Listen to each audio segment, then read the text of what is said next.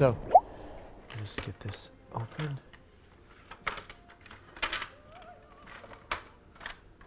So there's a number of steps. It's kind of like an additive subtractive process where I'll put some down, blot it down. And so you can kind of create a textured background. Dr. Chazan is the subject of the entire story. So he's kind of the character who's being interviewed by his grandson. And it's sort of a sit down and tell me the story of your life and career, Grandpa.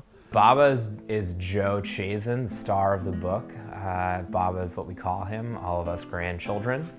And I guess I'm sort of a co-founder, maybe, of the project. The way the story goes, that it was his grandson who recommended the graphic novel. I guess he was just graduating from college.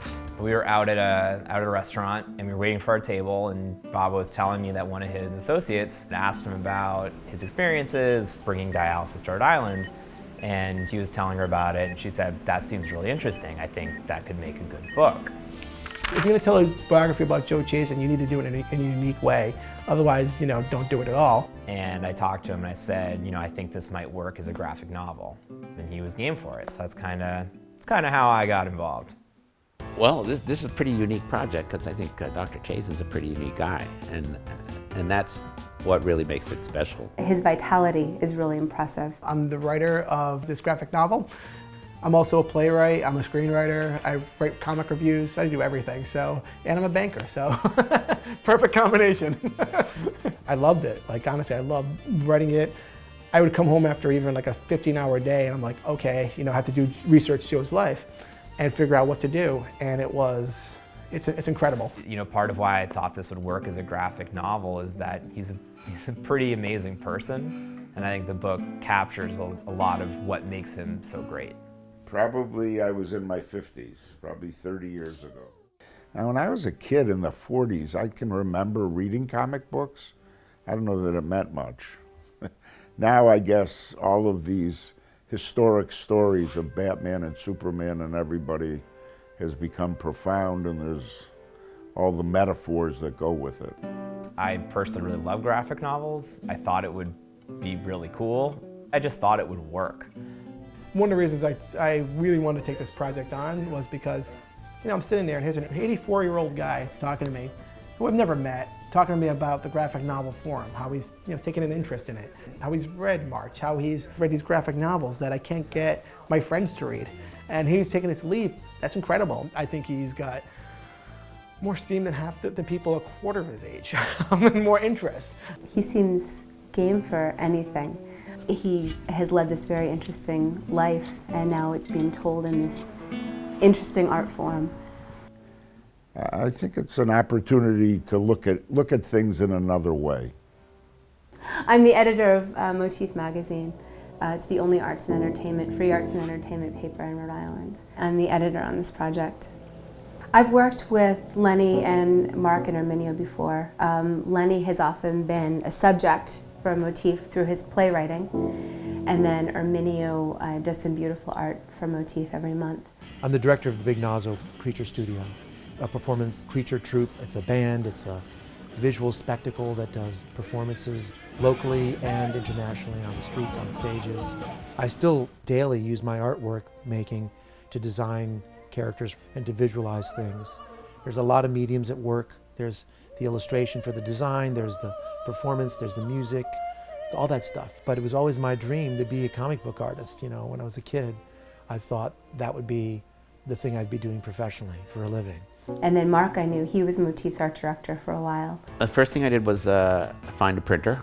I hired a comic book letterer to do the writing of the words that are in the word balloons, scanning and color correcting Erminio's artwork, and then eventually preparing the file that we will send to the printer to produce the book.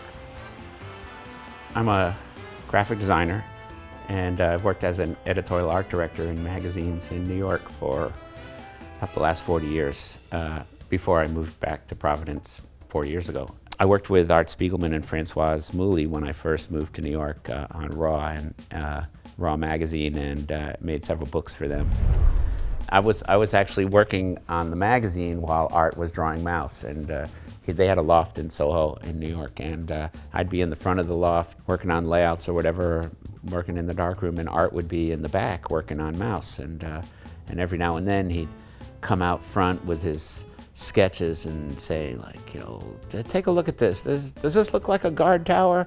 Does this look, you know, it's like, it was amazing to watch the process. You know, it was very obvious that he was working on something special, and of course it turned out to be the Pulitzer Prize winning project, and you know, maybe one of the first of what we think of now as graphic novels. But basically, graphic novel is kind of a term that was made up to make comic books seem more legitimate than comic books. I think you have to be open. This seems to be a genre that people are embracing, maybe because it's easier, maybe not. The very beginning of the graphic novel came from someone like Will Eisner, who would draw up these stories, these longer form stories. Something that is a special story unto its own. There's a growing force in the graphic novel medium to tell stories about real people. I think it's a very accessible, multi-layered way to tell a story. I mean, on the one hand, there's a story in there about end-stage renal disease, patient's plight, and the inception of dialysis, which occurred in Rhode Island in the 70s. The biggest challenge in the piece is to find, you have a unique human story. How do you tell this gentleman's story and you make it within 110 pages? In addition, there's my story, which has its own interesting aspects, at least I find it interesting. I had an outsider's view. I was learning about Joe as I was writing it. Instead of people who've known him for years saying, oh, let's get this thing down, it became what do I respond to, basically? I'm familiar with scripts and screenwriting and things like that, and to listen to Lenny approach the graphic novel as a script was something that I just never thought of before. So I have a new appreciation for the art, for the work that goes into graphic novels after working on this one. It's like stage directions for a play.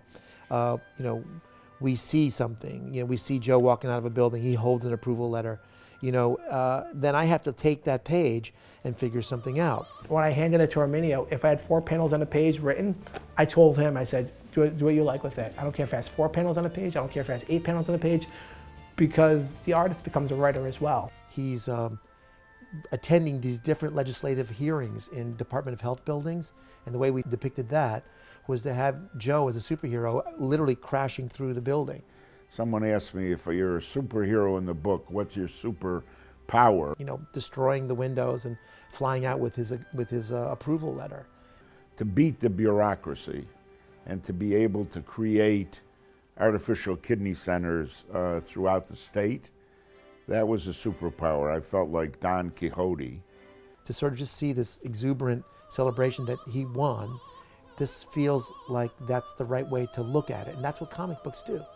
It really speaks to the heart of the real content of what happened. And then there's the story of the artist and art. And in the book, many of the images of art forms that I've collected will be depicted, and there'll actually be an index in the back. So many of the art forms from my collection will be included sort of surreptitiously and interspersed on various and sundry pages. It's been pretty amazing to see something that the two of us, kind of thought would be a cool idea turn into a project that, had a real professional level of production. So the book is full of all kinds of playful exploration of like small moments and basic factual occurrences. It's also a very personal project. It's not thought of. It's not a commercial project. We're not thinking about, how many readers are we going to get? How many copies of the book are we going to sell? It's, we're just making this beautiful little object and not worrying about the typical commercial concerns. The idea that the book could be something that could be shared with people who want to know a little bit about the art world and how that works, the history of collecting and creating art. And then they would learn about dialysis as a result. And the results I'm going to speak for themselves. I mean, Erminio just outdid himself. I'm very lucky to have an artist like that. Like I said, I hope he continues. Something I think that the story does really well is paint a lot of different sides of Baba. You know, he was someone who not only was a pioneer in his medical field, but he became very involved in the arts. And, you know, something that has been really special for me is, you know, being able to do this project with him. And he's so family oriented, and that value is one that he's passed on to all of us.